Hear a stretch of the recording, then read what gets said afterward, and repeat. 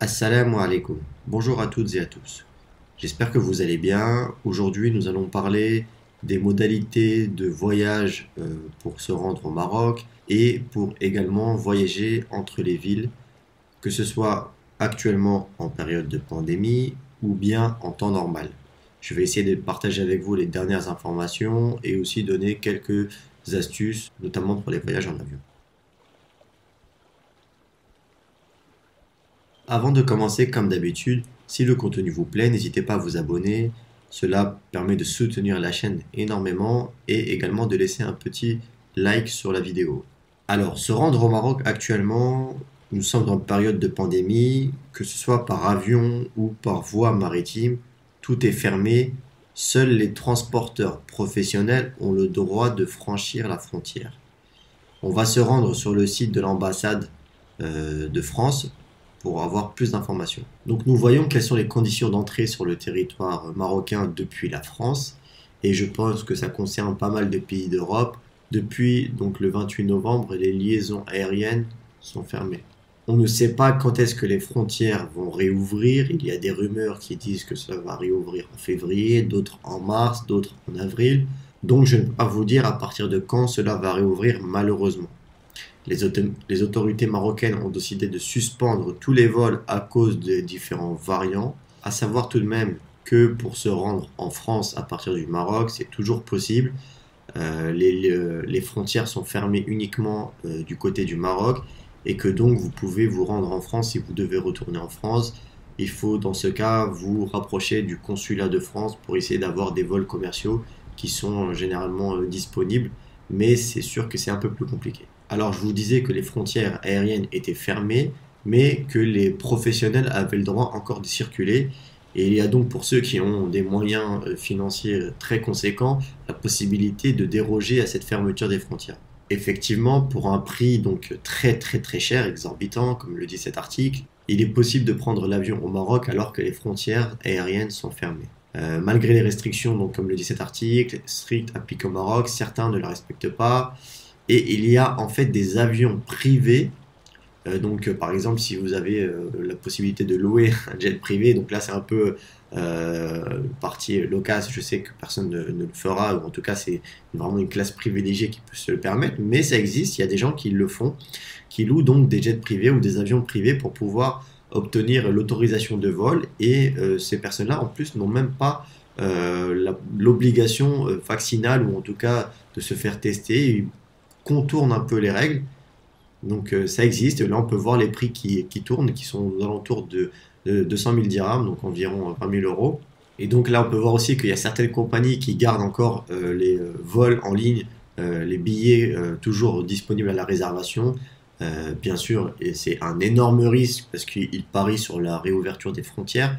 Moi, ce que je vous conseille de faire, c'est que vraiment, en attendant que les frontières réouvrent, de ne pas réserver de vol, même s'il y a souvent des remboursements, c'est souvent casse-tête, et parfois c'est des remboursements en bons d'achat, donc faut éviter de réserver quand les frontières sont fermées. Pour ceux qui souhaitent absolument se rendre au Maroc parce que vraiment c'est une obligation pour eux, soit parce que leur famille est restée au Maroc ou pour des raisons professionnelles sans avoir les papiers administratifs nécessaires. Et il y a aussi d'autres techniques un peu connues officieusement. Vous savez que les transporteurs professionnels, donc les chauffeurs qui transportent des marchandises, ont le droit de circuler et de franchir les frontières.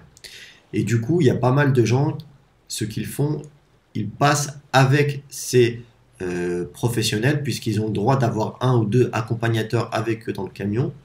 Et du coup, ils se rendent avec eux et ils franchissent la frontière. Donc là, déjà, c'est énormément plus compliqué. Il faut du coup se rendre dans les villes concernées, donc Tanger si vous voulez vous rendre en France, ou alors Algeciras par exemple si vous voulez rejoindre le Maroc par l'Espagne. Donc c'est vraiment plus compliqué, mais c'est des solutions qui existent et je sais que certains l'ont utilisé et donc il peut fonctionner, même si vous êtes toujours, vous n'êtes pas à l'abri d'un contrôle douanier qui refuse l'accompagnateur, etc. Donc vraiment c'est un casse-tête, mais voilà, je voulais quand même vous citer les solutions que je connaissais pour se rendre au Maroc actuellement malgré la fermeture des frontières. Alors, en temps normal, pour se rendre au Maroc en avion, moi j'aime bien passer par un comparateur. Donc là, je vais vous donner un site que j'utilise beaucoup et qui pour moi a les meilleures offres au meilleur prix, qui est le site Skyscanner. Donc je vais vous montrer un peu à quoi ça ressemble. Alors Skyscanner est un site, un comparateur que j'aime beaucoup puisqu'il vous permet d'avoir les prix les plus bas et surtout que parfois ils ont des prix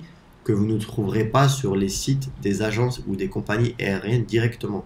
C'est-à-dire qu'ils arrivent à négocier des prix uniquement pour leur site. Donc c'est vraiment un site facile à utiliser. C'est pas une opération commerciale, hein, vraiment, je n'ai rien à vous partager ça, mais c'est juste vraiment un site que j'affectionne beaucoup, qui m'a permis d'avoir des bons prix sur mes billets d'avion, donc je le recommande vivement.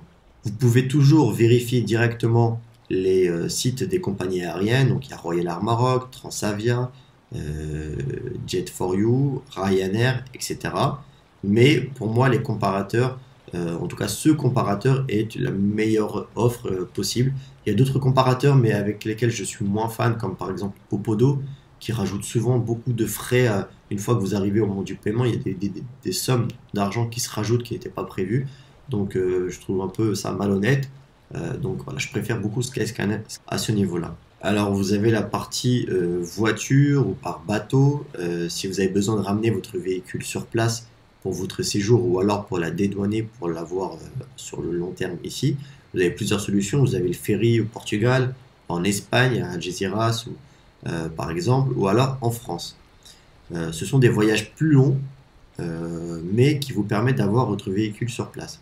À savoir que le véhicule ne peut rester au Maroc que 3 mois, renouvelable qu'une seule fois par année civile. Donc si vous êtes non résident, vous devrez également sortir votre véhicule en plus de votre sortie de territoire. Je sais qu'il y a pas mal de gens qui préfèrent passer par le ferry en France de Marseille jusqu'à Tanger pour éviter de faire toute la route de l'Espagne en voiture. Alors le trajet est un peu plus long, mais au moins ça vous évite de faire 1000 km en voiture et c'est un peu plus paisible de passer ce moment-là dans un bateau avec certains services qui sont proposés. Voyager à l'intérieur du Maroc. Alors actuellement, toutes les villes sont ouvertes, il n'y a plus de restrictions pour voyager entre les villes. Il faut savoir que le 21 octobre 2021, la présentation d'un pass vaccinal avait été exigée pour se déplacer entre les villes et accéder aux administrations publiques, privées, hôtels, restaurants, etc.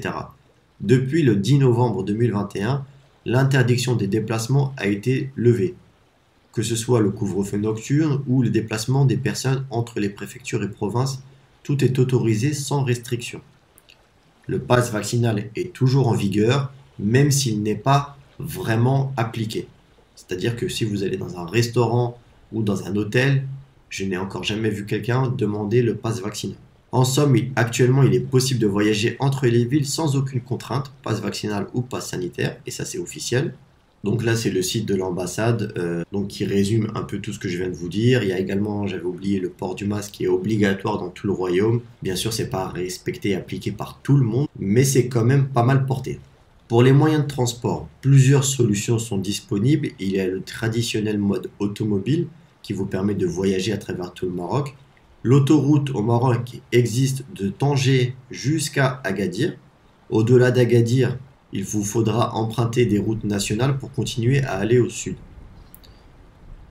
L'autoroute est plutôt de bonne qualité. Les péages sont, on va dire, abordables, pas très chers, mais pour la population locale, ça reste quand même des prix plutôt importants. Mais ça reste correct pour quelqu'un qui vient d'Europe. En ce qui concerne les voies ferroviaires, vous pouvez prendre le train à partir de Tanger jusqu'à Marrakech, en passant par toutes les grandes villes. La liaison Marrakech et Agadir n'est pas encore disponible, mais c'est en cours de construction. En effet, l'ONCF a déjà annoncé la mise en service de la ligne à grande vitesse Marrakech-Agadir. L'ONCF, c'est l'équivalent de la SNCF au Maroc. Le ministre marocain du Transport et de la Logistique a déjà annoncé la construction, ça a déjà commencé, le projet est lancé. Et le projet fait partie d'un grand plan national qui vise à vraiment connecter toutes les régions du Maroc à un réseau de chemin de fer. Il y a à peu près 1300 km de lignes ferroviaires qui vont parcourir toutes les villes et puis en total 3800 km de lignes, on va dire, ferroviaires classiques. La seule grande ville du Maroc qui n'était pas encore dotée d'une ligne ferroviaire était Agadir et cela va être résolu d'ici quelques années puisque ce projet a été lancé.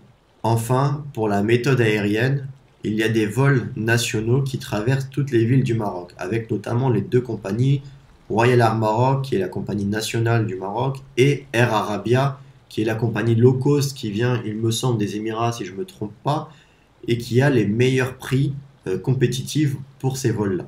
À savoir que ces vols nationaux desservent également les nouvelles villes en développement du sud du Maroc, comme Les Aïeux ou bien Dakhla.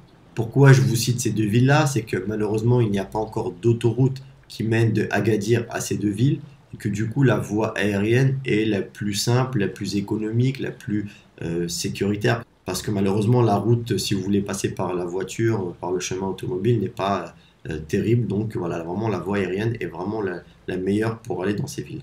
Voilà pour cette petite vidéo cette semaine. Je voulais vraiment être bref pour un peu parler de la situation actuelle, mais également des solutions et des vols qui existent en temps normal.